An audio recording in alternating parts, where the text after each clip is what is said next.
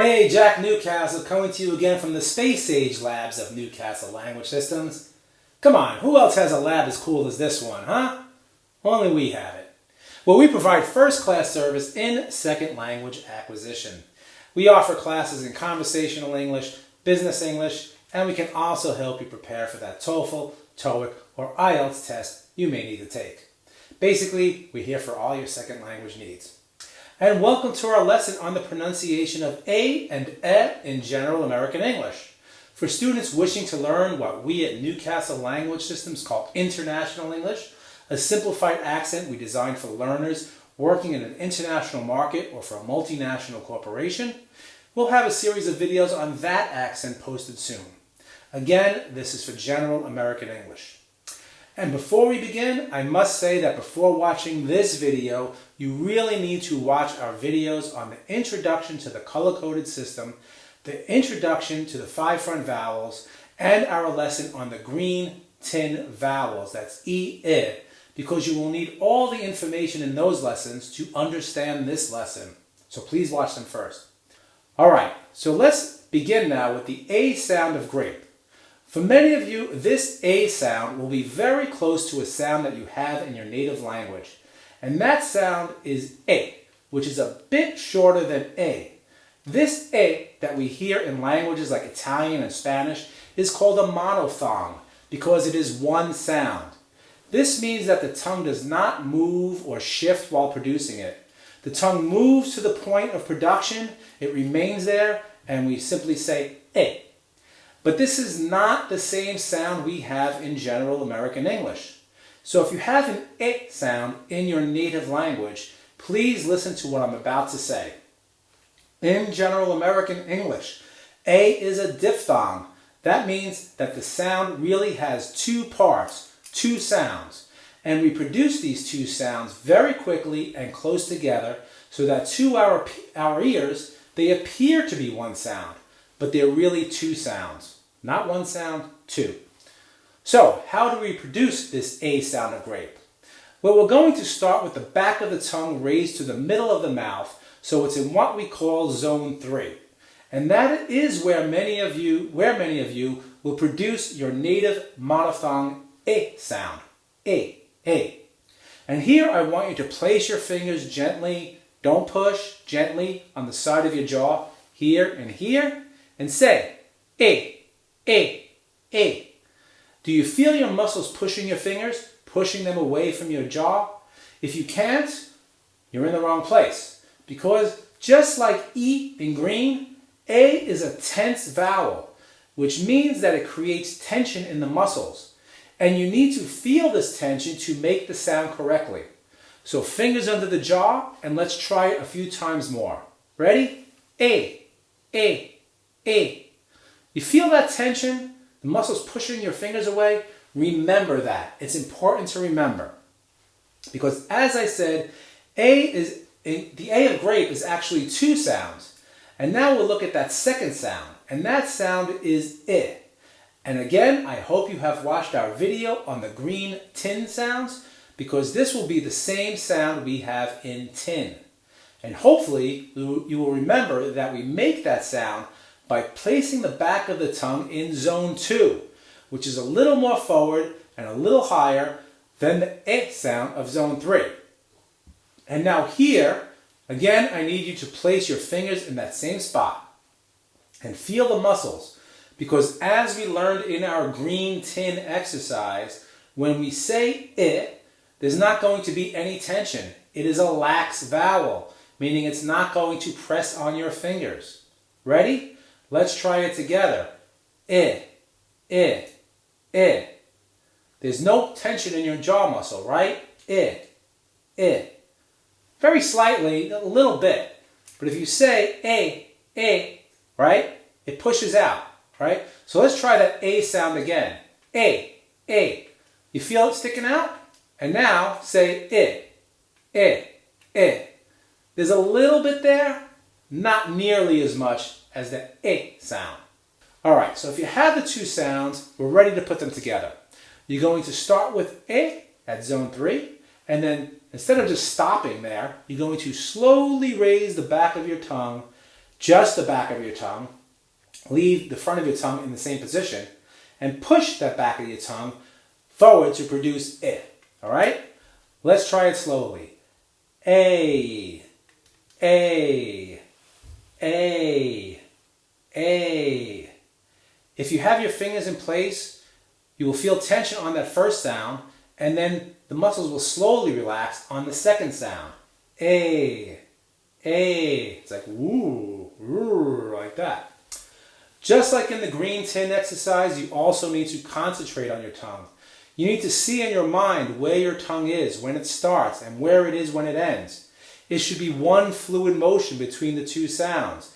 A, A, A. I'm going to cough here. Sorry. All right, I'm back. If you want to cough too, let's all cough together, huh? Everybody cough. All right, get it out. Everybody. All right, you ready? All right. Here we go. Okay, I'm good. Well, if you think you have it now, we can try it a little faster, okay? A, A, A. Again, make sure it's two sounds. A little faster. A, A, A. And not just A. Once again, that pure A sound doesn't exist in General American English. All right, so let's try a few words now. You can read along on the screen. Ready? Bake, bake, bake.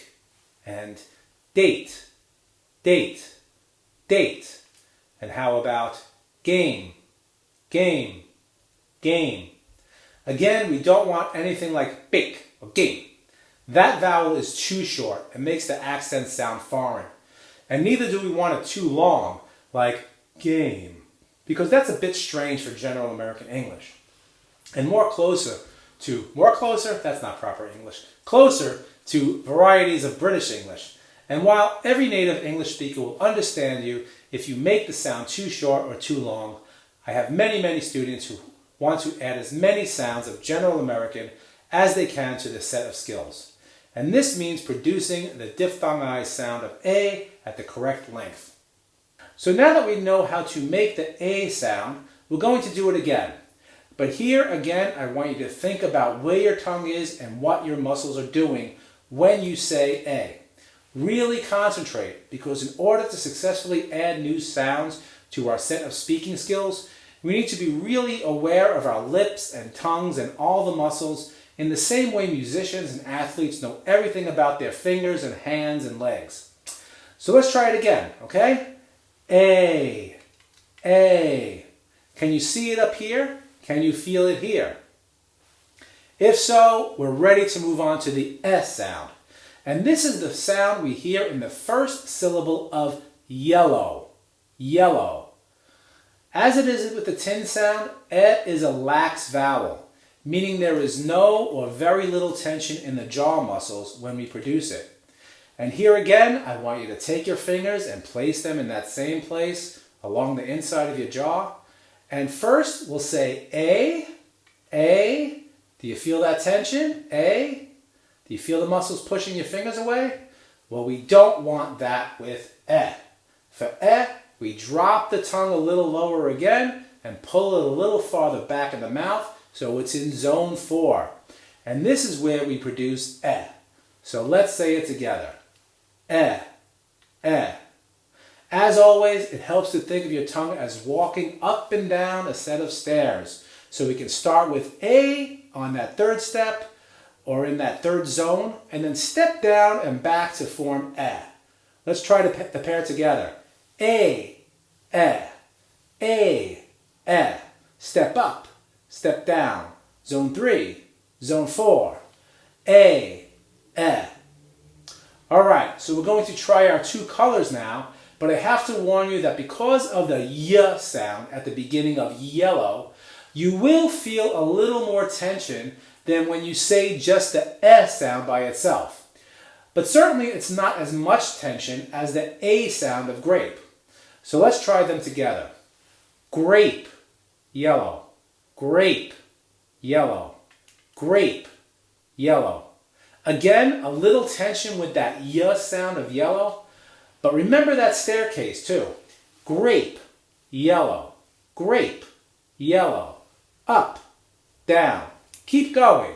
Zone 3, zone 4. Tensed, relaxed. Tensed, relaxed. Okay, if you have the idea now, we can try a few other air words. They'll be on the screen. Ready?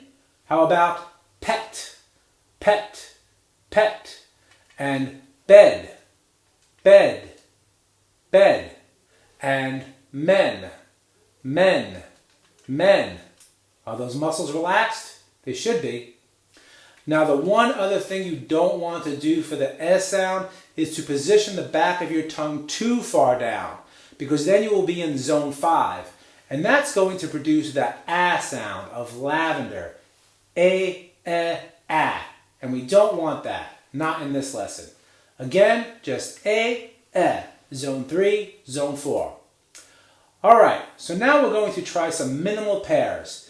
And they are called minimal pairs because they are words that are identical in sound except for a single change between the A and S sounds. So in our first pair, gate and get, the G and T sounds begin and end both words. But the sound, the vowel in the middle is different. One is A and one is E. So place your fingers on your jaw again and let's say the two. Ready? Gate, get. Gate, get, gate, get. You should feel that relaxation of the muscles on the second word.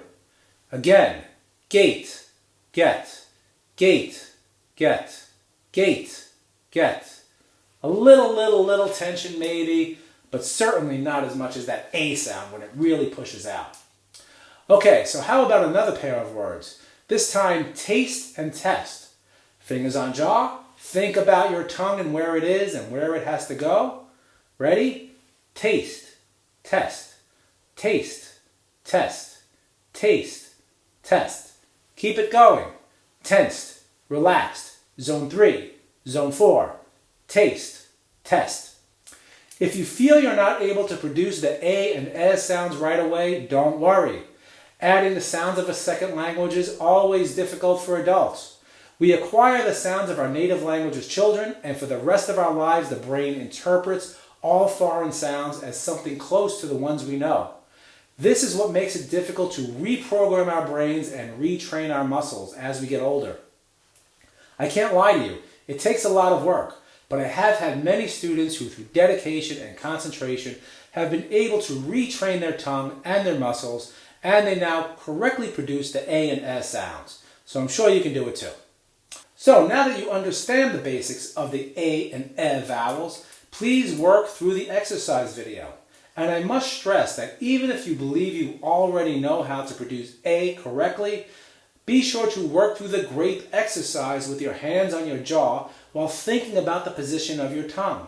Again, in this way, when you begin to practice the E sound, you will know where your tongue shouldn't be, where your jaw shouldn't be, and how your muscles shouldn't feel, right?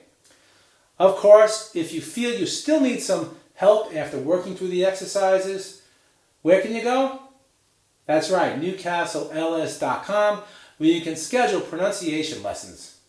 As I said, aside from accent addition classes, we offer lessons in conversational and business English, and we can also help you prepare for those TOEFL, TOEIC, and IELTS examinations you may need to take. Of course, all our lessons are taught by highly qualified educators, many of them with master's and even doctoral degrees in fields such as language, linguistics, and education. So our educators really know what they're doing. We go out of our way to find the best educators we can find for you, and not just any educators we can find for you.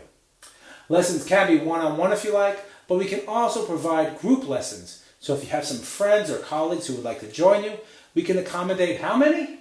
That's right, up to three students per session, all for the price of one.